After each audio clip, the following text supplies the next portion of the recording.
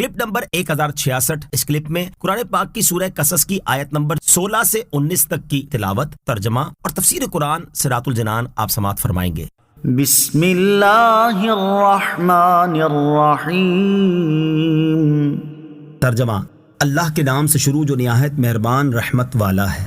قال رب انی ظلمت نفسی فاغفر لی فغفر لہ انہ هو الغفور الرحیم۔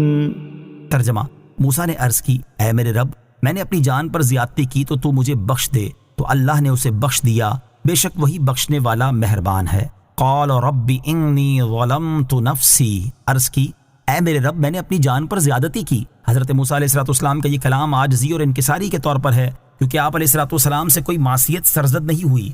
یاد رہے کہ انبیاء کرام علیہ السلام معصوم ہیں، ان سے گناہ نہیں ہوتے، اور حضرت موسیٰ علیہ السلام کا قبطی کو مارنا دراصل ظلم دور کرنا اور مظلوم کی امداد کرنا تھا، اور یہ کسی دین میں بھی گناہ نہیں۔ پھر بھی اپنی طرف تقصیر کی نسبت کرنا اور استغفار چاہنا، یہ اللہ تعالیٰ کے مقرب بندوں کا دستور ہی ہے۔ قال رب بما انعمت علی فلن اکون ظہیرا للمجرمین۔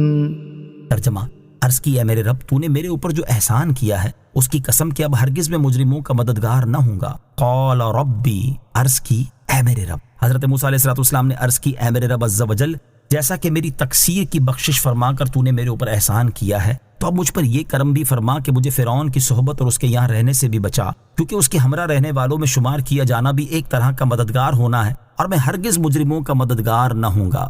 فأصبح في المدينة خائفا يترقب فإذا الذي استنصره بالأمس يستصرخه قال له موسى إنك لغوي مبين۔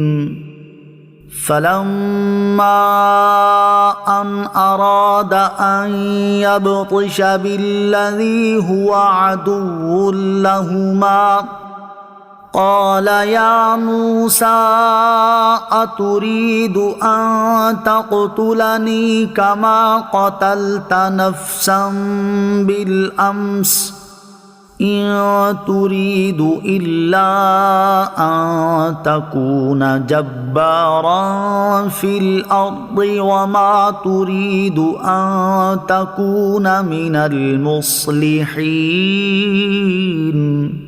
ترجمہ، پھر موسیٰ نے شہر میں ڈرتے ہوئے انتظار میں صبح کی تو اچانک دیکھا کہ وہ جس نے کل ان سے مدد مانگی تھی فریاد کر رہا ہے۔ تو موسیٰ نے اس سے فرمایا، بے شک تو ضرور کھلا گمراہ ہے۔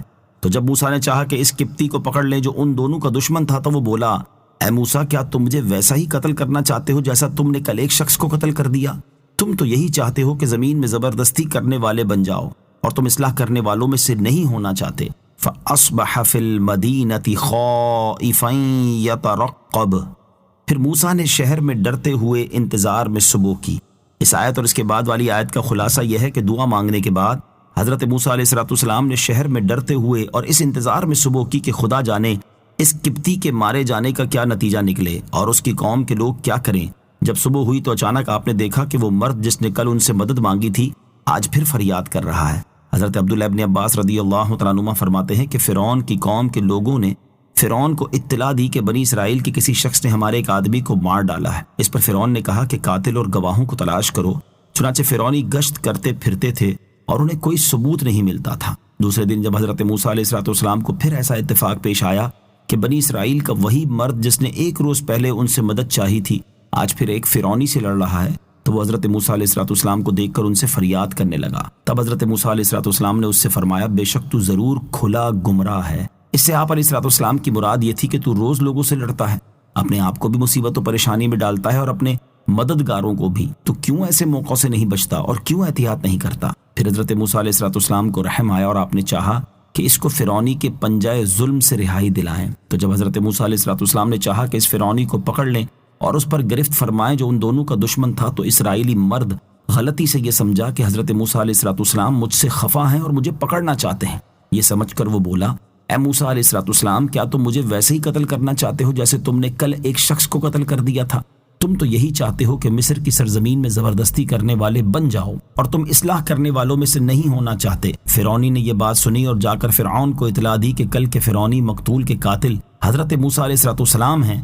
فرعون نے حضرت موسیٰ علیہ السلام کے قتل کا حکم دیا اور لوگ حضرت موسیٰ علیہ السلام کو ڈھونڈنے نکلے۔